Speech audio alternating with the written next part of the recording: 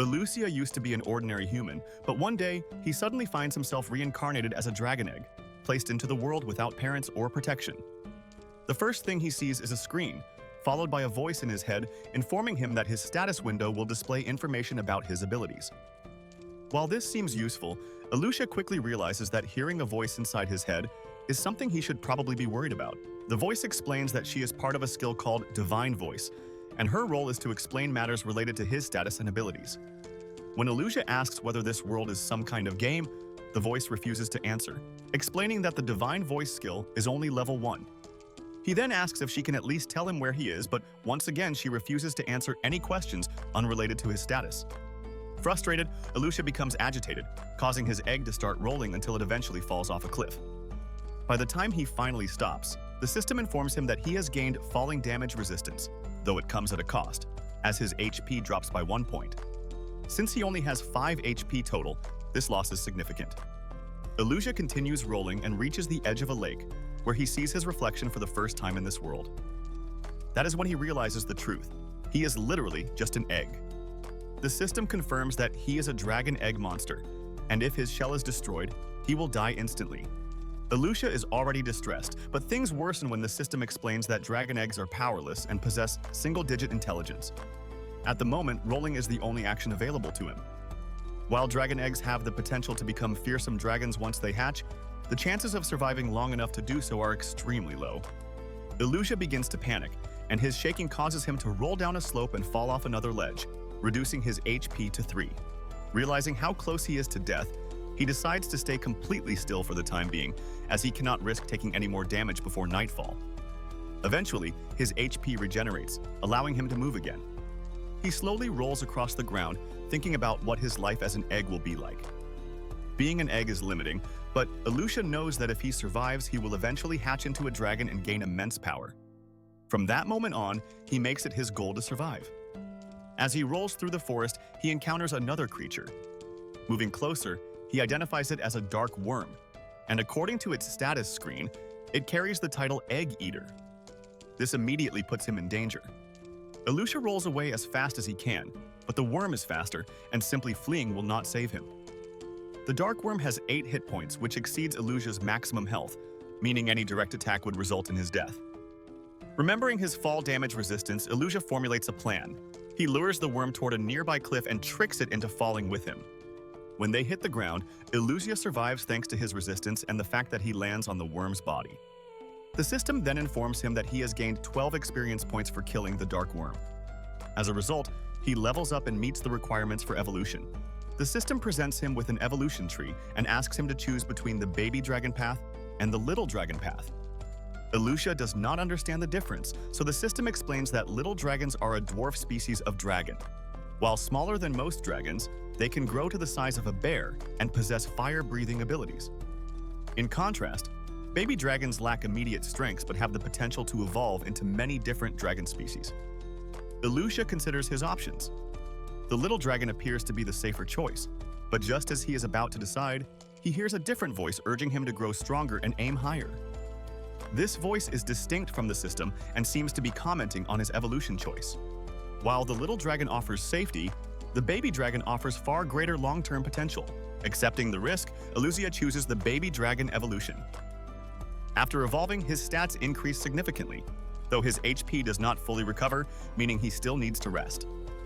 Soon after, Elucia's stomach begins to growl, and his attention drifts toward the dark worm's corpse. He realizes that his instincts are changing, as he would never have considered eating a worm before. With no other food options available, he eats it, confirming that his instincts as a dragon are taking over. The next morning, Elucia awakens fully healed, but he is still troubled by his circumstances.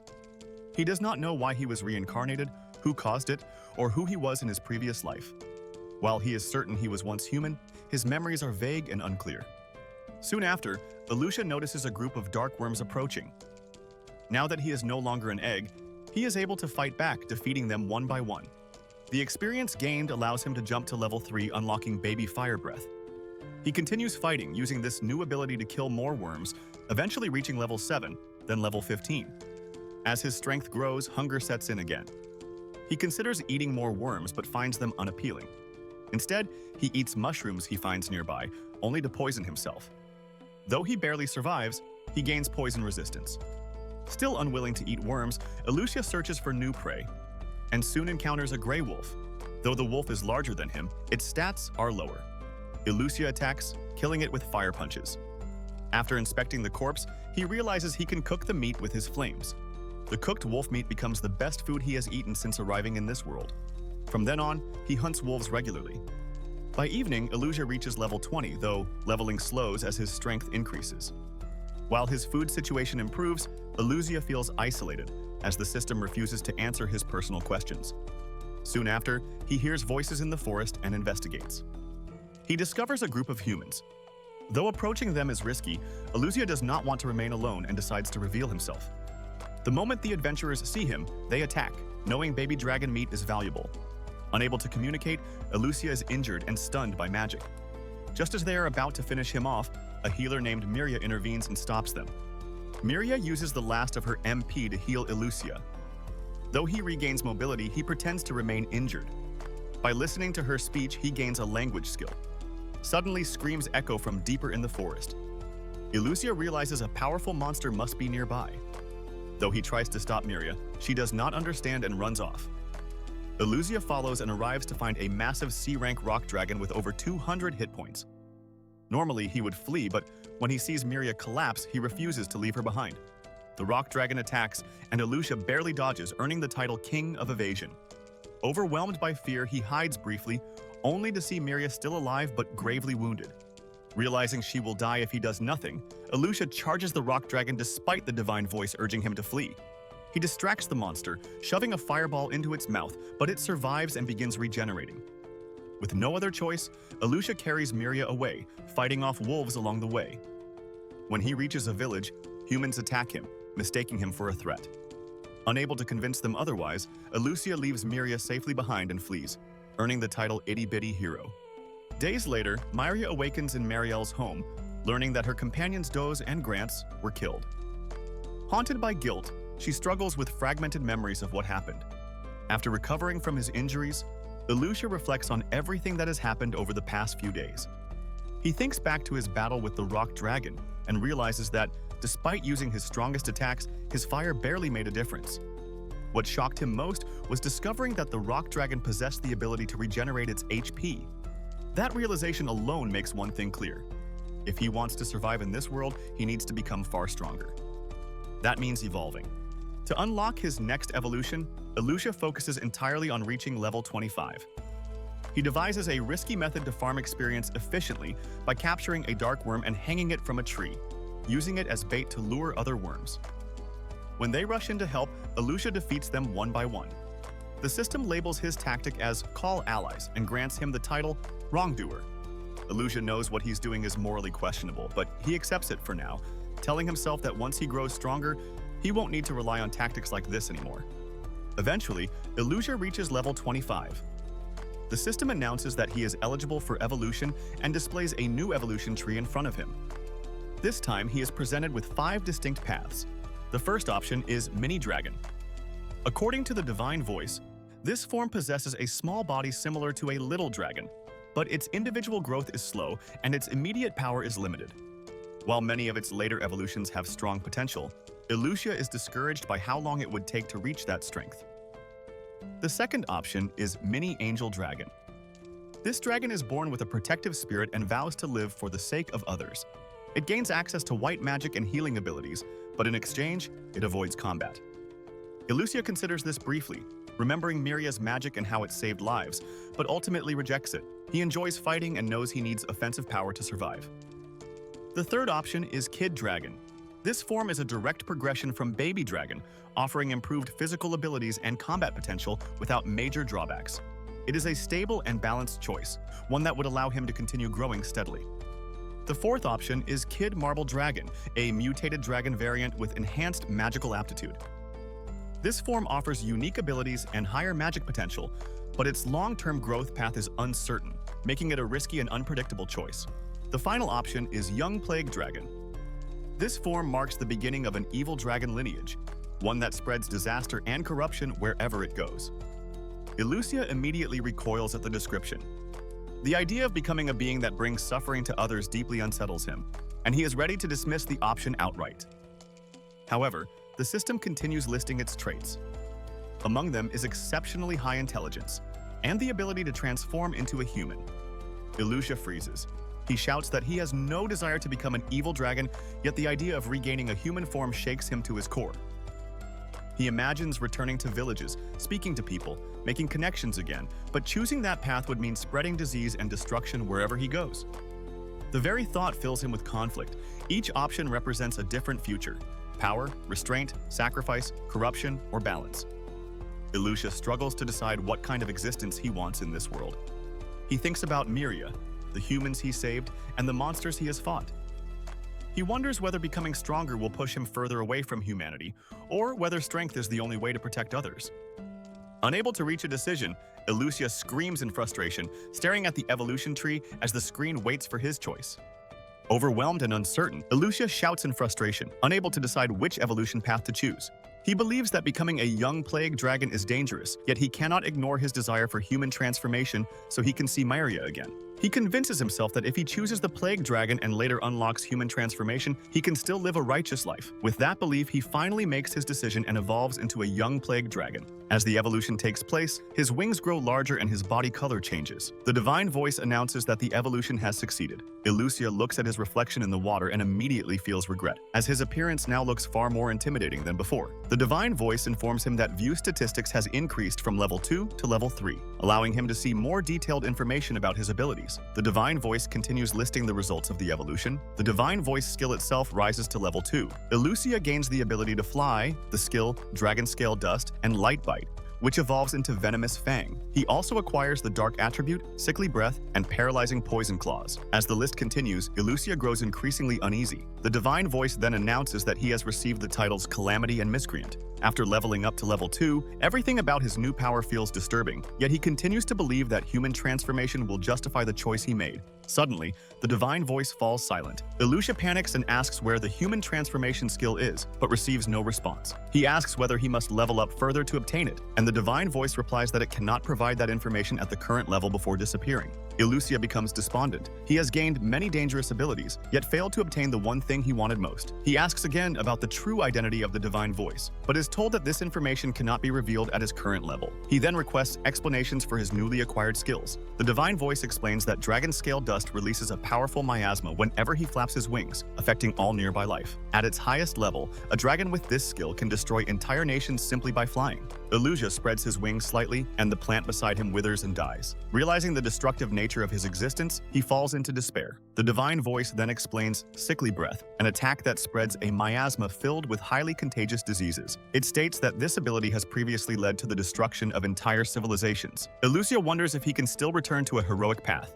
He then asks about his titles, sensing they will heavily influence his future. The divine voice explains the title Baby Dragon Hero, which represents courage and may one day elevate him to hero status, strongly shaping his evolution path. Next is the title Infester, given to those who spread death and destruction. This title strengthens dark-type abilities, but makes learning holy magic significantly more difficult. Ilusha calls it the worst possible title, wishes he could discard it, and regrets his decision, longing to return to being an innocent baby dragon. Meanwhile, in the village, Miria asks Marielle whether the protective stones around the village will be inspected. Marielle confirms that they generate a barrier. Miria asks if this barrier prevents monsters from entering, and Marielle explains that it merely discourages monsters on a subconscious level, though stronger monsters can still pass through. Miria recalls the small dragon and wonders if he truly intended to help her. She asks Marielle to tell her more about monsters. The elf notes that Miria has been fixated on monsters since the incident. Miria admits she cannot shake the feeling that she was saved by a dragon in the forest. Marielle warns her not to grow emotionally attached to monsters and begins explaining their nature. She explains that monsters grow stronger by hunting and gaining experience, evolving into more powerful forms over time. Miria points out that humans also level up. Marielle agrees, but explains that monsters have different maximum levels. When they reach those limits, they evolve and repeat the process, becoming increasingly dangerous. Miria finds it hard to believe that people in the past understood this system. Marielle responds irritably, reminding her that she explained it years ago when Miria was still a child. Marielle then explains that certain individuals, such as heroes or saints, are able to hear the divine voice and receive information directly. This is how humanity learned about monsters. She continues by stating that monsters are driven by survival and the instinct to grow stronger. Even if the dragon saved Miria once, the next time they meet, he may have evolved into something hostile. Horrified, Miria begs Mariel to stop. Mariel tells her that monsters embody the instinct to fight and are fundamentally incompatible with humans, warning her not to place hope in them. Back with Alucia, he resolves to grow stronger and return to what he believes is the correct path, becoming a hero and reuniting with Miria. He searches for weaker monsters, but suddenly feels his body restrained. He realizes that threads have bound his limbs and that he has entered a spider's territory. The spider immediately attacks, firing webs without hesitation. In desperation, Alucia ignites his body in flames to melt the threads. He panics and rolls across the ground, but the system alerts him that he has acquired fire resistance, easing his fear slightly. He notices that the spider has taken some damage and is partially restrained. Taking advantage of this, he attacks with his claws, applying paralyzing poison and landing multiple blows. After checking his stats, he realizes he has only reduced the spider's HP by half. Knowing he cannot win, he chooses to retreat. He rolls away, but the spider pursues him. He attempts to fly, but his wings cannot yet support his weight. He tries repeatedly and fails, believing his level is still too low. After 10 minutes of non-stop pursuit, the spider shows no signs of slowing down. The system announces that roll has increased from level 2 to level 3, and he gains the title Chicken Runner. Spotting a cliff, Alucia considers his options. His flight ability remains unreliable, but he has no choice but to attempt the jump. At the last moment, his flight succeeds, allowing him to escape. Exhausted, he lands and turns back, believing the spider has given up. He promises himself that he will defeat her once he becomes stronger. However, he soon sees a bridge made of web, and the spider leaps in front of him, restarting the chase. His roll skill increases to level 4, but it offers little reassurance. By accident, Alucia runs over a lion, gaining experience. Due to his walking egg title, he rapidly levels from 1 to 3, then continues trampling smaller creatures until he reaches level 8. Feeling stronger, he analyzes the spider's abilities and discovers double poison. Uncertain of its effects, he attacks with baby breath at full power. The spider counters with poison, burning his throat despite his resistance. He realizes the spider is waiting for the poison to take effect, but it does not. Pretending to weaken, Alucia lures her closer and finishes her with baby breath and a downward strike. As a result, he levels up from 8 to 14. Though victorious, Alucia is deeply disappointed that he still has not obtained human transformation. Baby breath increases to level 3, and he gains Dragon Tail, but the transformation does not appear. He suspects there is still something he must learn. That night, he returns to the lion's body and discovers a cave. Finding no one inside, he eats the meat, improving its taste with fruit juice. Satisfied, he considers using the cave as a future base. The system grants him the title Chief Lord, making him uncomfortable. As he rests, he imagines interacting with villagers, then dismisses the thought after remembering his appearance. Angrily, he demands the human transformation, unwilling to accept a future of isolation. Meanwhile, in the village, Miria overhears an old man claiming he saw a strange figure near the lake. Though others dismiss the story, Miria is intrigued. Later, she tells Mariel and asks to search the forest. Mariel forbids it and instead promises to contact the guild. Miria apologizes, though Mariel remains uneasy. Back with Alucia, he encounters a slime-like monster and attempts to view its statistics. His vision distorts, and the system warns that view statistics at level 3 is insufficient. Having just reached level 4, he briefly sees the information before continuing on his journey. The slime suddenly lunges at the protagonist, but he reacts instantly, activating his rolling ability and fleeing the area. He manages to escape, yet he is left unsettled by what he just encountered. Its statistics revealed almost nothing, but more than that, he could sense that it was something he should never approach under any circumstances. Deciding not to dwell on it, he deliberately changes direction and continues deeper into the forest.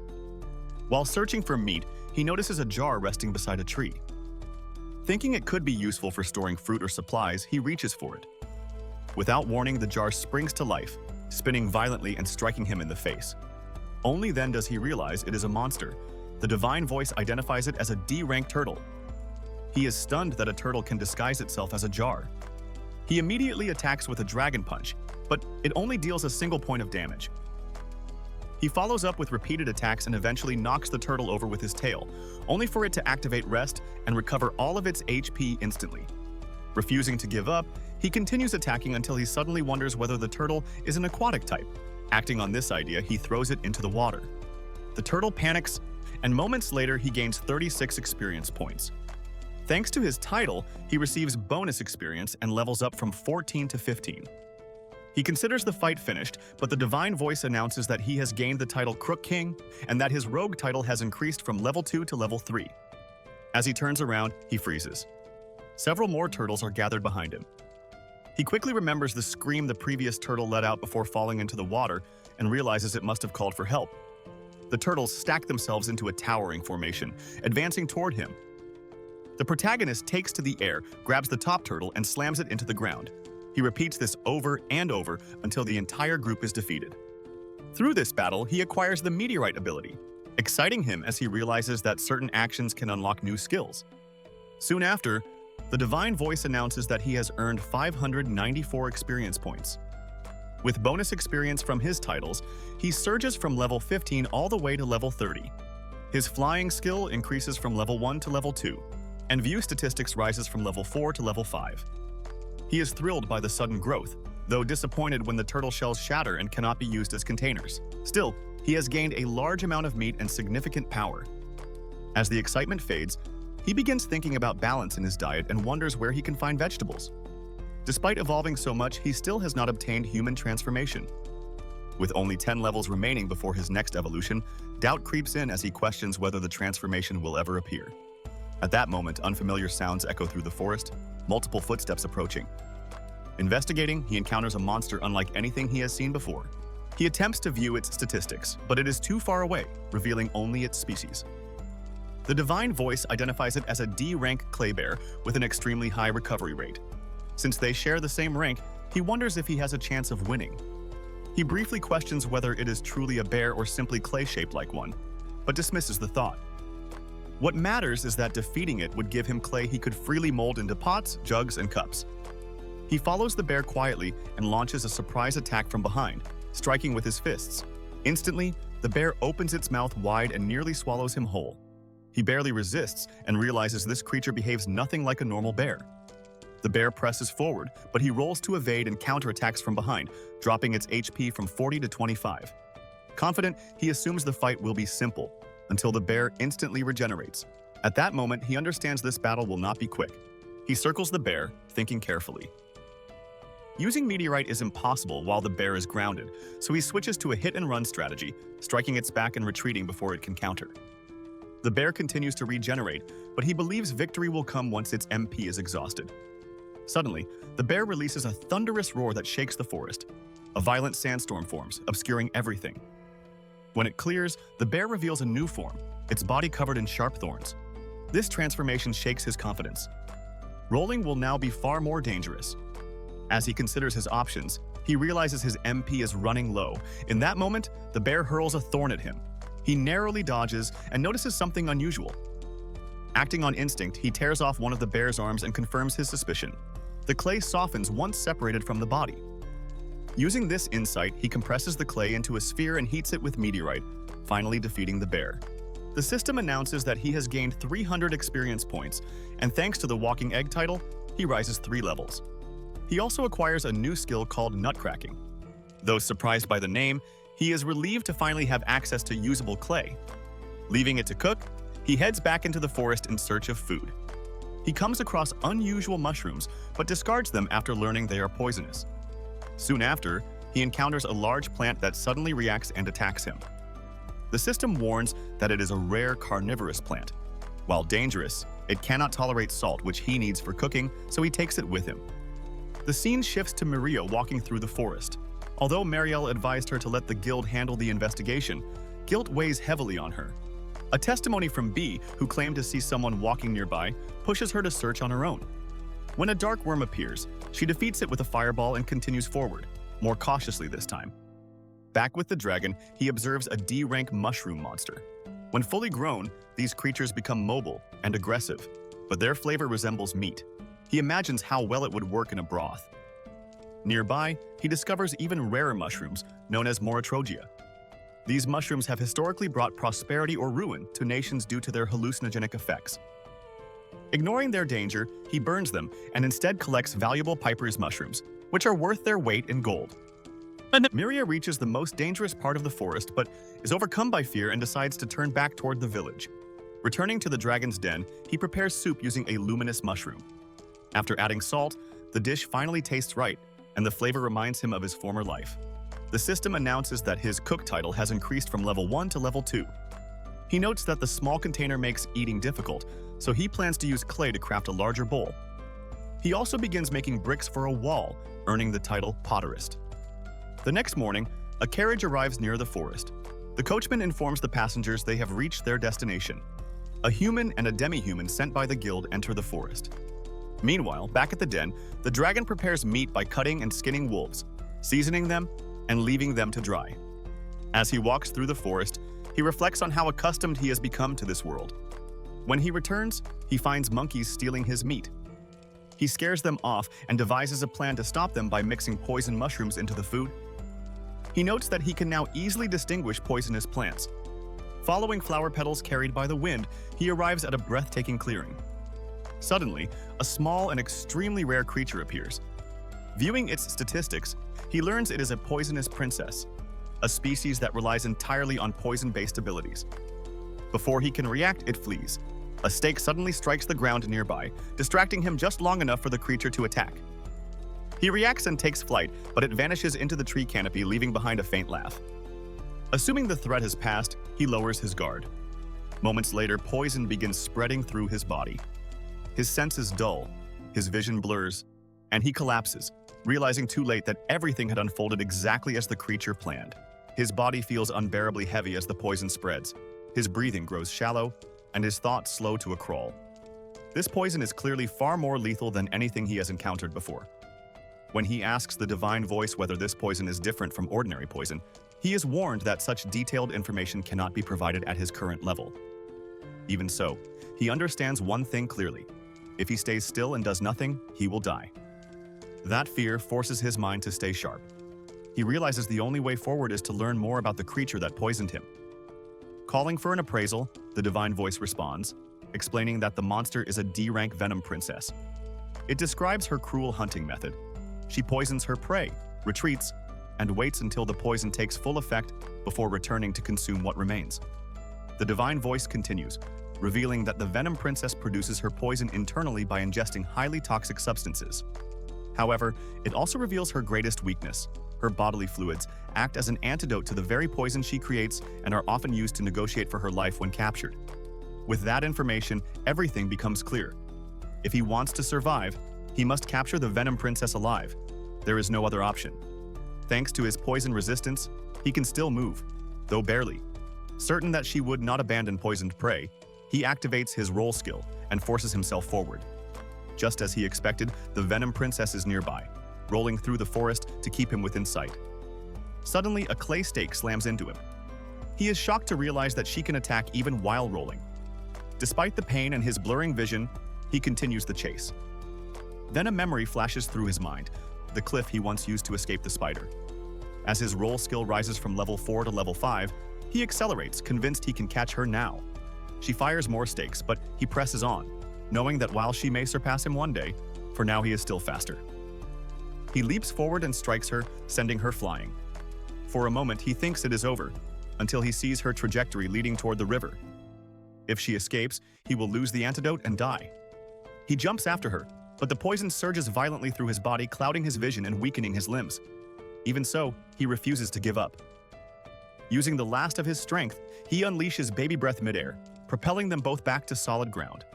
The instant they land, his body finally gives in, and he collapses unconscious. The scene shifts to Miria, returning to the village after another failed search. Once again, she has found nothing, and despair weighs heavily on her. Suddenly, she hears Marielle calling her name. Not wanting to be caught searching the forest again, she rushes to meet her. Marielle scolds her for not responding sooner, then admits she was worried after not seeing her for days and finding her house empty. Asked where she has been, Miria lies, saying she had a mild cold and went out for walks to recover. Marielle presses her, asking directly if she has been searching the forest. Miria denies it firmly, and with no proof otherwise, Marielle accepts her answer.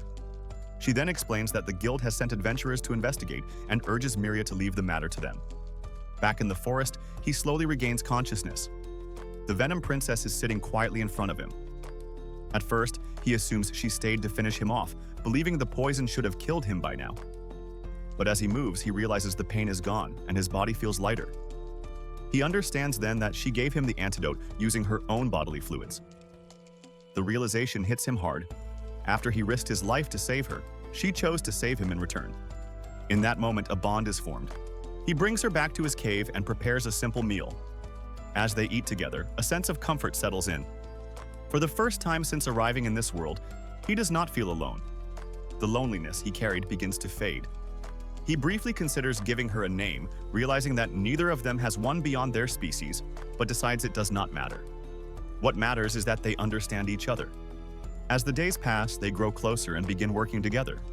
They hunt as a team, learning how to coordinate their attacks. One thing still troubles him. She refuses normal food and seeks only poisonous plants. When she finds a foul-smelling toxic mushroom, he burns it with baby breath to stop her. She becomes upset and he immediately realizes his mistake. To her, poison is nourishment and strength. He promises to find more for her later. Before he can, a powerful presence blocks their path. A rare two-headed monster appears, radiating danger. Each head serves a different role. One focuses on physical attacks, the other on magic, including gravity manipulation. He hesitates, unsure if they can win, but after exchanging a glance, they silently agree to fight together. The plan is simple. He draws its attention while she poisons it. The battle begins. A gravity spell pins him to the ground, crushing his body and nearly breaking his resolve. Just as he is about to give up, the Venom Princess interrupts the spell with a poisoned stake. Freed, he launches himself into the air and attacks with baby breath, only to watch the monster regenerate instantly. Instead of panicking, he analyzes the fight and realizes that one head controls magic while the other handles physical combat. He charges again, deliberately allowing the physical head to bite him while he strikes the magic head directly. That opening is all the Venom Princess needs. She attacks and injects her poison. The monster tries to heal, but its HP continues to fall. Then, in a horrifying move, the physical head tears off the poisoned head to stop the spread. The severed head, still alive, turns and chases after the Venom Princess. Unable to follow, he faces the remaining head alone. Drawing on everything he has learned, he fights head-on and finishes it with his Nutcracker technique. Panic floods him as he rushes to find her, fearing the worst. When he finally sees her, injured but alive, relief overwhelms him. The severed head attacks once more, and without hesitation, he destroys it with his bare hands. Holding her close, he realizes that he no longer cares about becoming human. All he wants is for her to be safe. At that moment, the system announces his stat increases, and then declares that he has acquired human transformation. He is left stunned.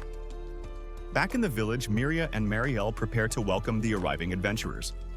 Miria wonders what kind of people they will be as the door opens. Deep in the forest, the two adventurers move carefully through the trees.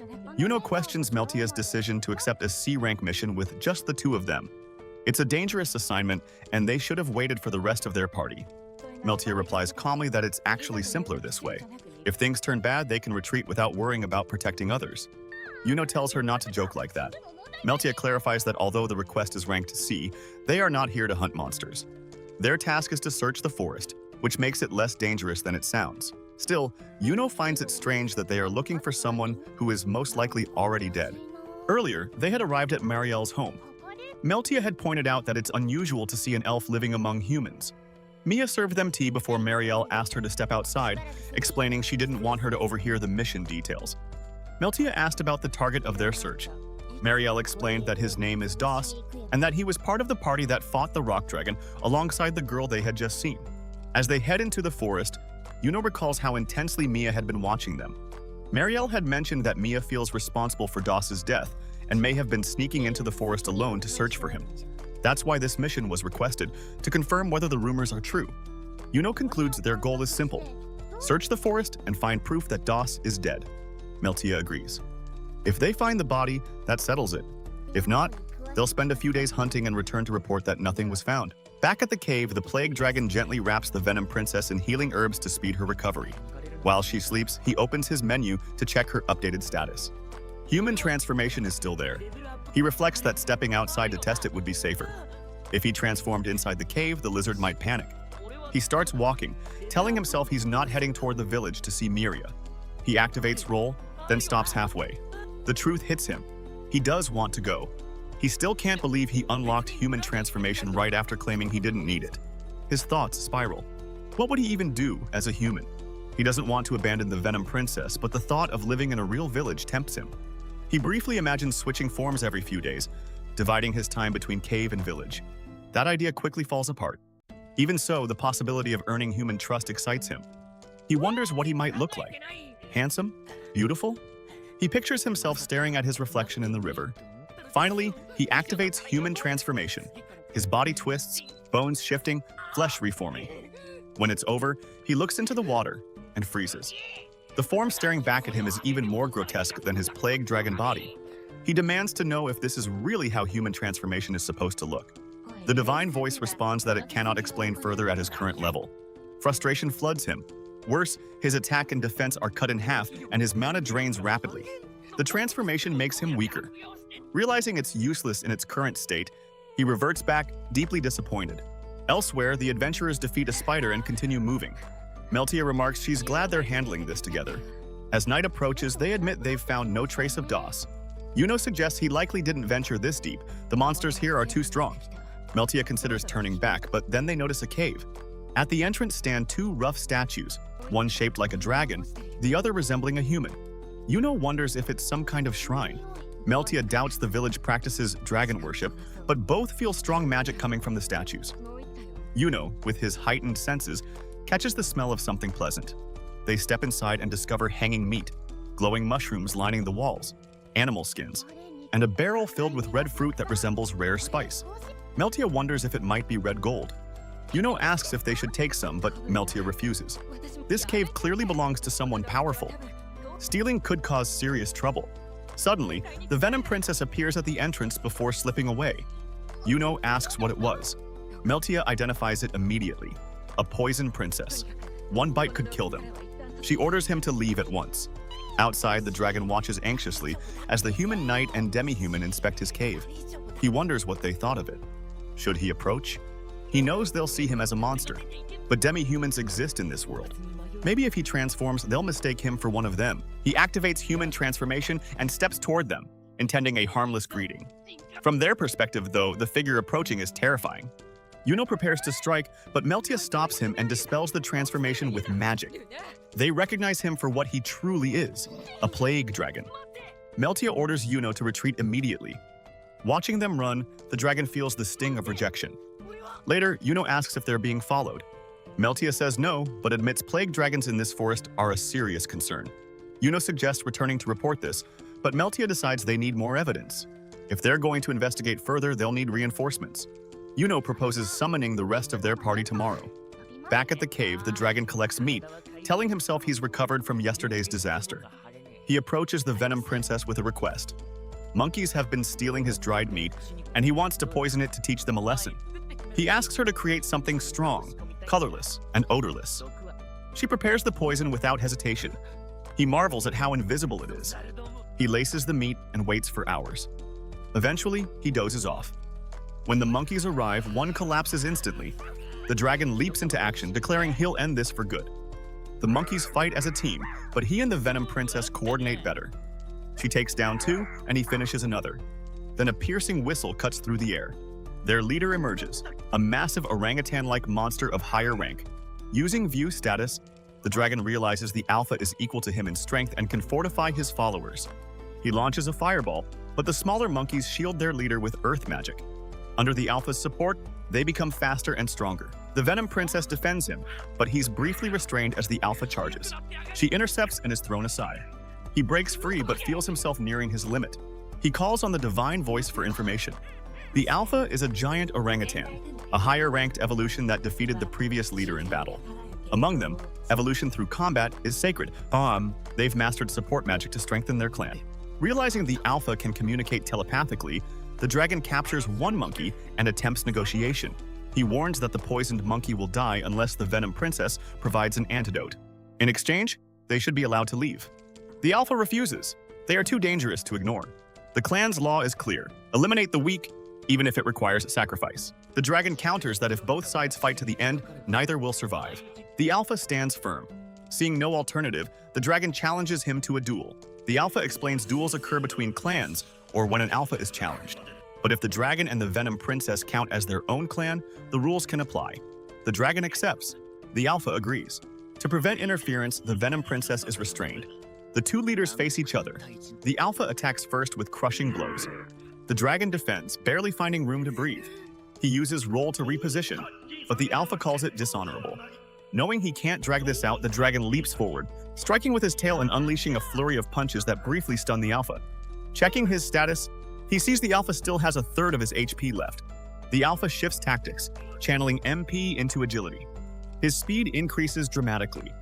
Fire fails to harm him, and one heavy blow knocks the dragon to the ground. The Alpha attacks from multiple angles. The dragon realizes he can't win a speed contest. He unleashes a thunderous roar and taunts the Alpha to fight face to face. Offended, the Alpha accepts. They charge, exchanging brutal strikes. Both grow exhausted. Finally, they commit to one last attack. The dragon's blow lands first, slamming the Alpha into the ground. He declares victory. But with his final strength, the Alpha strikes back, knocking the dragon down as well. Darkness creeps into his vision. As consciousness fades, he hears only the system announcing his achievements before everything goes black. A few hours later, he stirs, waking up disoriented and completely unsure of his surroundings. To his surprise, he's back inside the safety of the cave. As the fog clears, he pieces his memories together and recalls his hard-fought victory over the giant orangutan. A surge of excitement hits him as the reality of the win sinks in. Seeing the pleased look on the Venom Princess's face, he figures she must have been the one to carry his unconscious body back home. He shares a brief moment of celebration with her, deeply relieved that they both made it out in one piece. However, his relief is cut short when he notices a familiar group of monkeys, the same subordinates who serve the giant orangutan, watching him. His gut reaction is to brace for a revenge attack, but instead of baring their teeth, they start cheering wildly. It becomes clear that they now view him as their new leader. He pulls up his status screen and confirms his hunch. He's earned the clan boss title. By toppling their previous king, he has automatically inherited the throne. The Venom Princess immediately bristles with hostility toward the newcomers, but he quickly talks her down. He explains that having a crew of gophers could actually be a massive win for them. They can delegate all the tedious daily chores to the monkeys and finally catch a break. As he starts organizing his new workforce, the Venom Princess grows visibly jealous. He remains totally oblivious to her mood shift, far too caught up in the novelty of his new position. With the monkeys handling the heavy lifting, he suddenly finds himself with an abundance of free time. Not one to sit idle, he starts thinking about long-term survival. With so many new mouths to feed, they need a way to store larger food supplies, which means they need pottery. The next morning, he sets to work molding clay into pots. One monkey watches him with intense focus, and amused by the interest, he encourages the creature to observe his technique. He realizes their nimble fingers actually make them perfect for this kind of craft. After finishing a demo, he assigns a monkey named Ken to take over the ceramics department. Stepping outside for some air, he finds the Venom Princess trying her hand at making a pot. He casually teases her, noting that with those hands and legs, she probably won't get very far. She completely misinterprets the comment, turns bright red with embarrassment, and bolts. He's left standing there, scratching his head, wondering what he said to upset her. Though he can't help but notice she's been acting increasingly strange lately. Meanwhile, at a nearby diner, Malia and Yuno are killing time over drinks while waiting for the rest of their squad. When no one shows, worry starts to set in. Malia tries to play it cool, assuring Yuno that the others are likely just tied up with their current quest. Yuno isn't buying it. The trauma from their encounter with the plague dragon still haunts her. Malia doubles down on her reassurance, promising that they'll get to the bottom of things soon. The next morning, back at the cave, he wakes up feeling like he's pinned under a ton of bricks. Looking down, he sees the monkeys have used him as a giant mattress, sprawling all over him in a deep sleep. He tries to shake them off, but they won't budge, so he eventually just sighs and closes his eyes again. A few minutes later, a desperate whimpering wakes him up. One of the monkeys is collapsed on the floor, looking deathly ill. He immediately uses appraisal and is horrified to find the monkey has been poisoned by the Venom Princess. Fuming, he demands the antidote. She stubbornly looks away at first, but after he gets firm with her, she finally gives in and hands it over. He treats the monkey, watching as it slowly stabilizes. Once the dust settles, he asks her why she would do something so cruel. She eventually admits that she felt pushed aside ever since the monkeys arrived, missing the one-on-one attention she used to get. Realizing he's been a bit of a neglectful partner, he apologizes and suggests a hunting date for just the two of them the following day to make amends. This immediately cheers her up. Elsewhere, Maria is growing restless. It's been days since the adventurers went into the forest with no word back. Fearing the worst, she decides she can't sit around waiting any longer and heads into the woods to find them herself. The next day, he and the Venom Princess head out for their date.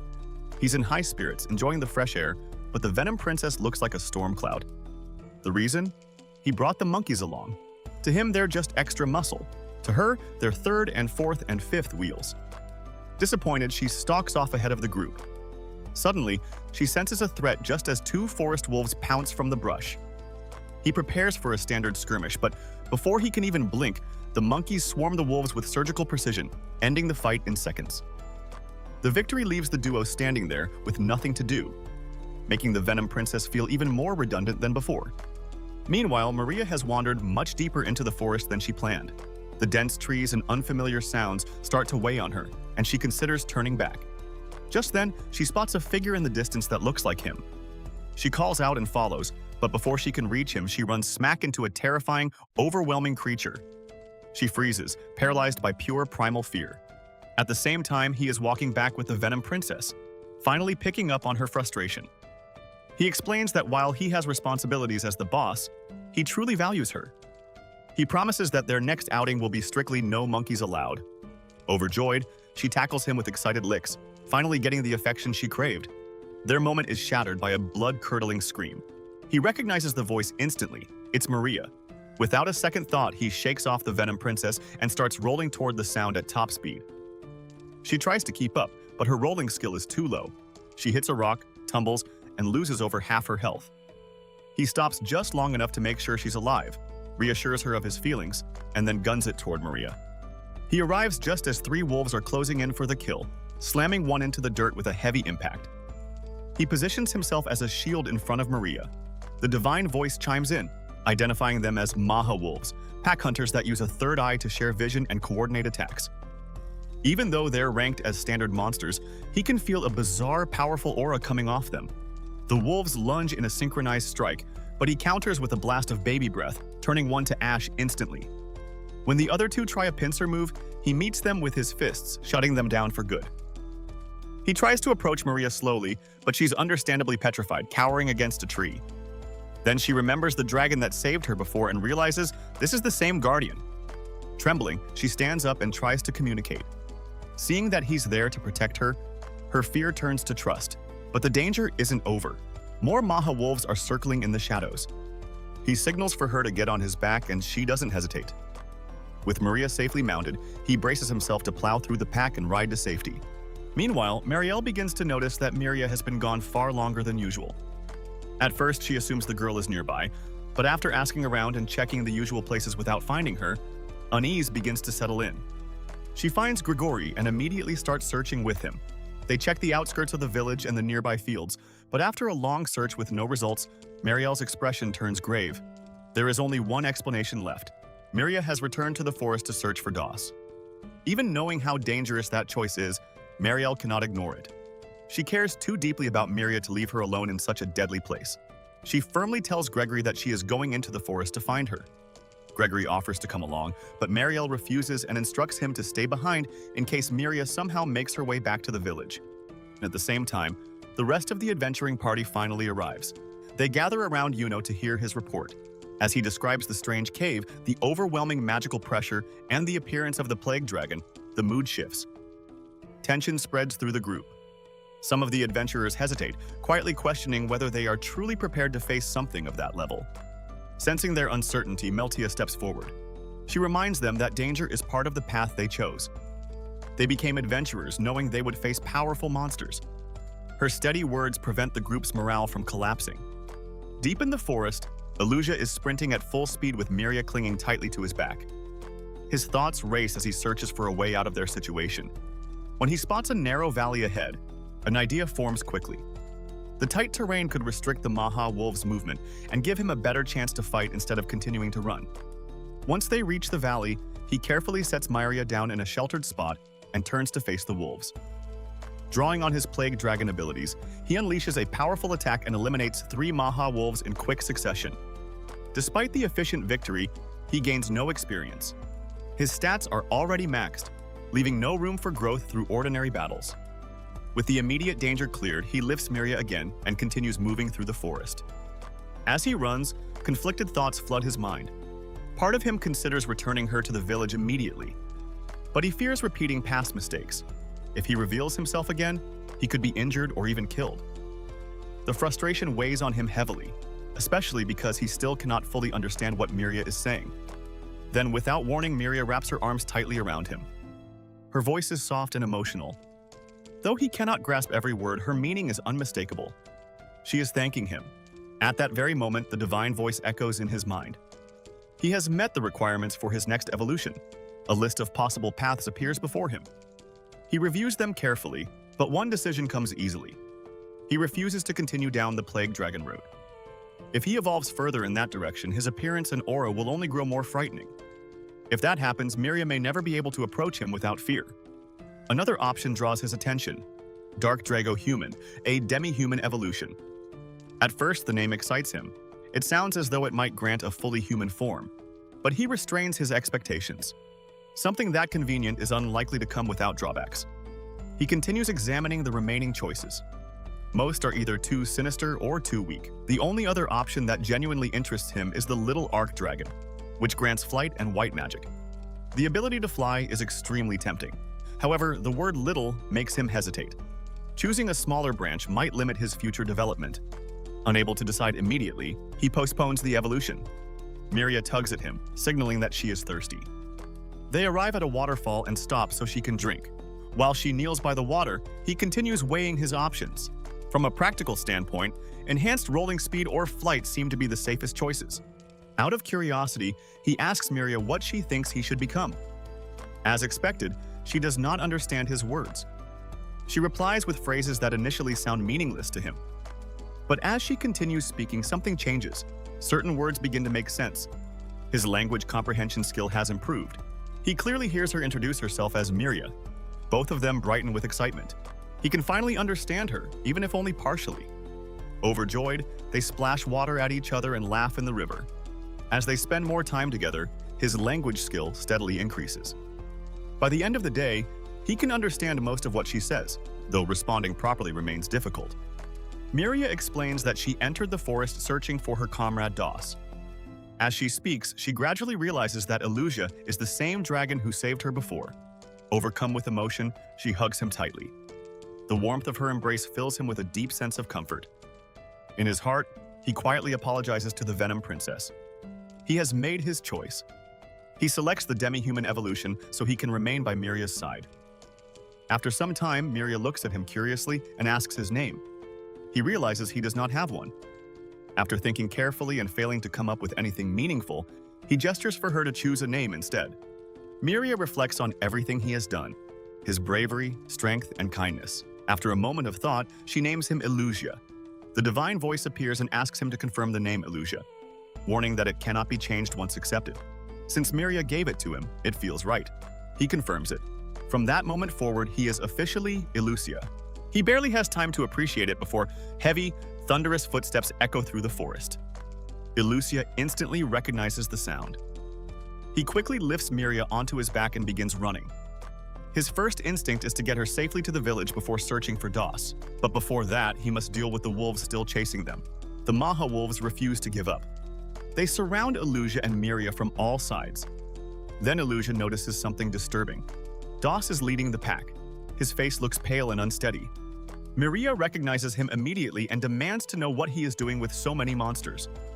Illusia checks Doss's status and notices something unsettling. Doss has no visible stats at all. Miria runs toward Doss, but a wolf lunges at her.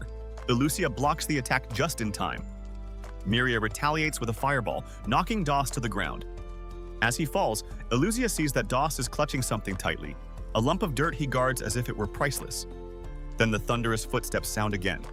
Doss suddenly turns and runs toward the village. Miria quickly realizes the truth. The dirt is not dirt at all. It is a rock dragon egg. Doss intends to use it as bait so the rock dragon will follow and destroy the village while retrieving it. The footsteps they hear must belong to the approaching rock dragon. There is no time to waste. Illusia must return the egg. He sprints toward the village with Miria on his back, but the Maha wolves are still pursuing them. He knows they cannot reach the village safely unless he deals with the wolves first. Miria tells him to leave her behind so she can fight while he saves the village. He refuses. Leaving her would mean sending her to certain death. Instead, he sets her down, gathers every ounce of strength he has left, and defeats the remaining Maha wolves. During the fight, Miria is scratched by one of them. After confirming her injury is minor, she urges him to hurry and save everyone. He nods and runs. Meanwhile, Gregory hears a massive roar from the forest while returning from a hunt. Marielle continues searching deep within the woods. Yuno and Meltia are still investigating, unaware of the true danger unfolding. Ahead of them all, Das races toward the village, the rock dragon steadily following behind him. And from a distance, a small blue slime watches silently as chaos begins to unfold. As Illusia carries Miria on his back, he glances behind him and feels a wave of relief. Her injuries don't look too serious. With a little recovery magic, she should be able to take care of herself, but instead of using the last of her magic on herself, Miria gathers every bit of energy she has left and uses it to heal Illusia's wounds. That moment tells him everything he needs to know about her. Miria truly is a kind person. Meanwhile, Gregory stands near the edge of the forest when he suddenly comes face to face with a Maha wolf. He steadies his spear and refuses to step back. The wolf lunges forward, but Gregory reacts instantly, driving his spear straight through it in a single clean strike. The wolf collapses on top of him. He shoves the heavy body aside and starts to stand, only to see Illusia looming over him. Gregory immediately recognizes the shape of a plague dragon. Without hesitation, he raises his spear again, ready to fight. But before anything can happen, Miria steps forward and tells him to stop. She explains that Illusia isn't like the plague dragons he's heard about. Gregory studies the dragon more carefully, and the realization hits him. This is the same young dragon who saved Miria before. Slowly, he lowers his spear and apologizes to Illusia for raising his weapon and for the way he treated him in the past. Illusia feels relieved seeing Gregory come around. Miria quickly explains the situation. She tells Gregory how Das plans to use the rock dragon's egg as bait to lure the rock dragon straight to their village. Gregory listens closely and immediately understands how serious the danger is.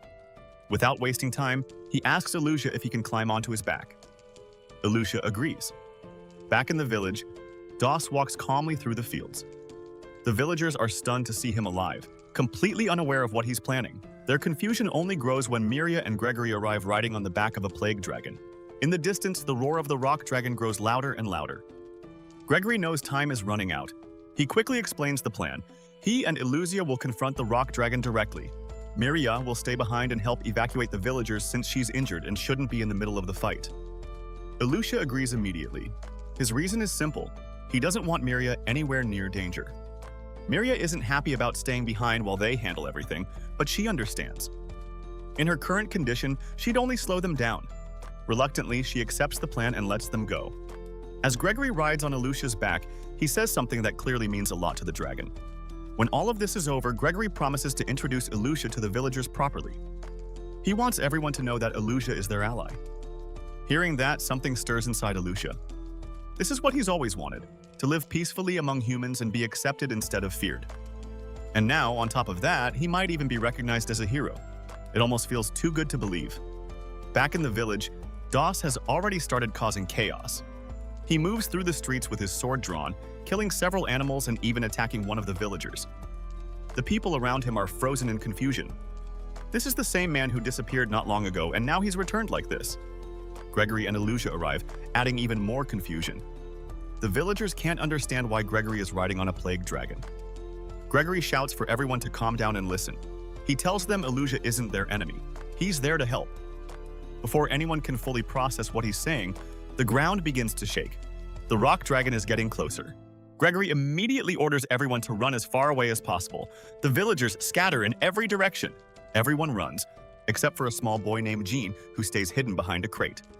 Das suddenly charges Gregory and lands a heavy strike that knocks him backward. Illusia steps in and easily overpowers Das. For a moment, he has the perfect opportunity to end the fight right there. But he hesitates. Killing a human, no matter what that person has done, would only reinforce the image of him as a monster. Instead, he knocks Das unconscious. Watching this, Gregory's final doubts disappear. Illusia truly is exactly who Miria said he was. Illusia turns toward the rock dragon egg.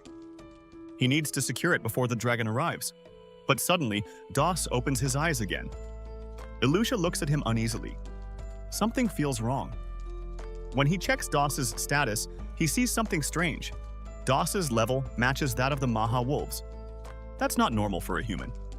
Before Illusia can process it further, Das spots Jean hiding behind the crate. He grabs the boy and pulls him in front of him, pressing a sword against his throat. Then something even stranger happens. Das opens his mouth and a slime-like tentacle shoots out, launching him instantly to the top of a nearby water tower. Illusia watches in disbelief. Between the abnormal stats and that strange ability, it's clear now, Das isn't just a man anymore. Moments later, the rock dragon bursts out of the forest. Standing atop the tower, Das holds the egg over the edge, ready to destroy it. Ilusha launches forward as fast as he can. At the last second, Das throws Jean off the tower. Ilusha has to make a choice.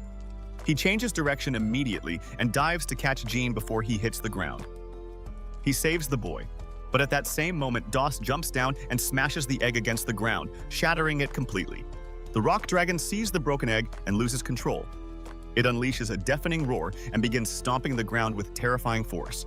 When the dust settles, Ilusha is still shielding Jean beneath him. He slowly lifts his head and looks toward the rock dragon. His heart sinks. This is the worst possible outcome. He blames himself. If he had finished Das earlier, none of this would have happened. He glances toward Das again and pauses. The man is standing there, moving his arms in a strange rhythm. Before Ilusha can understand what he's doing, the rock dragon crushes Das beneath its foot, killing him instantly. Ilusha stares for a moment, then forces himself to focus. The real threat is still standing in front of him. He turns to Gregory and tells him to take Jean and get everyone to safety. Ilusha will stay behind and face the rock dragon alone. Gregory takes Jean without arguing. But before leaving, he looks Ilusha straight in the eye and tells him one thing clearly. Dying isn't an option. Ilusha nods and turns back toward the rock dragon. It's stronger than anything he's ever faced. That much is obvious, but running away isn't something he's willing to do. Even if he can't defeat it, he can buy enough time for everyone else to escape. And that's reason enough to fight. Ilusha charges forward and throws everything he has at the dragon. Every skill, every attack, every bit of strength he can muster. None of it makes much of a difference. The rock dragon barely reacts. The hits Ilusha takes in return are devastating. The dragon towers over him, ready to deliver a finishing blow. Then Gregory returns, this time with a group of adventurers right behind him. They join the fight and stand beside Ilusha. For a moment, it works. Their combined effort manages to pierce one of the rock dragon's eyes, and it feels like the tide might finally be turning. But it doesn't last. The rock dragon unleashes a powerful attack that overwhelms them all. One by one, the adventurers are knocked back, too injured and exhausted to keep fighting. Ilusha stands there, searching desperately for a solution. Then the divine voice speaks. It announces that it has reached level 4 and advises him to run away. Leave now and survive. The voice admits it already knows he won't listen, but it says it anyway. Ilusha tells it to stop. That advice isn't helping. He thinks quickly. The only real chance he has left is to evolve into a stronger form. The system begins listing the possibilities. If he evolves into a little arc dragon, his chance of victory is only 4%. If he evolves into Jormungand, the probability of ending the battle in a draw rises to 98%, but the village would still be destroyed. Ilusha rejects both choices. Surviving means nothing if everyone else dies. The final option is the rolling dragon. His chance of defeating the rock dragon is less than 1%, but his chance of escaping jumps to over 99%. Ilusha lets out a long roar of frustration. Every path the system shows him leads somewhere he refuses to go. Returning to the adventurers, Yuno suddenly hears a loud noise coming from the direction of the village. Ham immediately tells everyone to hurry. When they arrive, Mariel sees the rock dragon rampaging and asks if the villagers have already been evacuated. Amelia replies that the evacuation is not finished yet. Mariel then asks about Gregory, and one of the villagers explains that Gregory and a few others went out to try and stop the rock dragon. Ariel decides to go help Gregory and asks Miria to stay behind and take care of the villagers. But Miria refuses. She insists that she's going with her. Meanwhile, we return to Ilusha. The adventurers around him are unsure what to do next. Ilusha briefly considers evolving into a form that could heal Gregory, but he remembers what the divine voice said earlier. If he takes that path, the chance of defeating the rock dragon is only 4%, and the chance of saving his allies is less than 1%. Even so, he refuses to stand still. Ilusha leaps into the air, activates his rolling ability, and slams into the rock dragon with everything he has. Right after the attack, he rushes over to check on Gregory. Ilusha tells Gregory to hold on a little longer. He says he's going to evolve and then heal him. But Gregory grabs Ilusha's claw and stops him. Gregory tells him not to worry about him. Gregory then asks Ilusha something important. Why would a dragon risk his life to help humans? Gregory says he can't think of a single reason. But there is one thing he's sure of. Ilusha isn't fighting with his true power. Gregory then makes a shocking request. He tells Elucia to feed on him. Gregory explains that plague dragons grow stronger by consuming humans. Elucia immediately refuses. He says he doesn't eat people, and the only way he can grow stronger is through evolution. At that moment, Elucia remembers something from his evolution tree. The young plague dragon was originally meant to evolve into an evil dragon, a monster that spreads disasters wherever it goes, but Elucia had already stepped away from that path once before. Because of that choice, he inherited the title Baby Hero Dragon and even managed to evolve into a light dragon. Gregory reflects on everything that has happened. Even after Gregory stabbed him with a spear, Elucia still came back and fought a rock dragon to help humans. Elucia quietly realizes something about himself. All he ever wanted was for humans to accept him. He wanted them to see him as the hero of the village. Then Gregory tells him that he really isn't a monster like the others, but that's exactly the problem. Because Elucia isn't like them, he can't defeat the rock dragon the way things are now. Gregory slowly guides Elucia's claw to his own neck. Then he asks Elucia to protect the village. Elucia starts crying, but in the end, he carries out Gregory's request and cuts Gregory's throat. Moments later, the divine voice begins announcing changes. The title Evildoer increases from level 4 to level 5. The title Calamity increases from level 3 to level 4. The title Swindler King increases from level 1 to level 2. Then the divine voice reveals a new evolution option. Plague Dragon. Rank B. A dragon that spreads disaster wherever it goes, a monster responsible for destroying entire villages and leaving mountains of corpses behind. One of the 3 great monsters of calamity. Even after hearing all of that, Elucia chooses the Plague Dragon path. His body begins to evolve. The villager who witnessed Gregory's sacrifice sees the transformation and runs away in terror. In Elucia's thoughts, he promises Gregory that he will protect the village. Gregory's sacrifice won't be wasted. The battle with the rock dragon begins again. Even after evolving, Elucia quickly realizes that the rock dragon is still incredibly heavy and powerful. A direct contest of strength won't work. Thinking quickly, Elucia flaps his wings with incredible force. The sudden gust lifts the rock dragon slightly off the ground and throws off its balance. Elucia uses the opening to slash with his claws. After landing the hit, he pulls back. The rock dragon charges forward in anger. Still, Elucia can feel something has changed. For the first time, it feels like he actually has a chance. Meanwhile, Miria is searching the forest for Gregory and Elucia. Marielle is also worried and wonders where the rock dragon disappeared to. Suddenly, the villager who ran away earlier appears completely terrified. Marielle asks him where Gregory and Elucia are. The man collapses to the ground and leads them to Gregory's body. He says a black dragon killed him. Marielle asks if it was the plague dragon Miria brought with her. The villager says yes. He claims he saw the dragon cut off Gregory's head and then grow even larger. Marielle asks if the dragon evolved. The villager says he isn't sure, but he saw the dragon flying east while fighting the rock dragon. Miria immediately refuses to believe the story. Marielle tells her to calm down. There are more important things to focus on right now. She asks Miria to help evacuate the villagers. In Marielle's mind, the situation is already dire. If both the plague dragon and the rock dragon return to the village, everything will be lost. Back on the battlefield, the fight continues. Elucia lands several strong blows on the rock dragon, but the monster returns just as much damage. Elucia activates a newly acquired skill called Whirlwind Cut. After that, he checks his status window and notices another ability he hasn't seen before. Before he can examine it, the rock dragon launches another attack. Elucia barely dodges in time. As the fight continues, Elucia realizes something troubling. None of his attacks are dealing serious damage to the rock dragon's HP. He starts looking carefully for a weak point. The rock dragon's body is incredibly tough, but then Elucia notices something. The dragon's neck looks thinner than the rest of its body. That must be the weak point.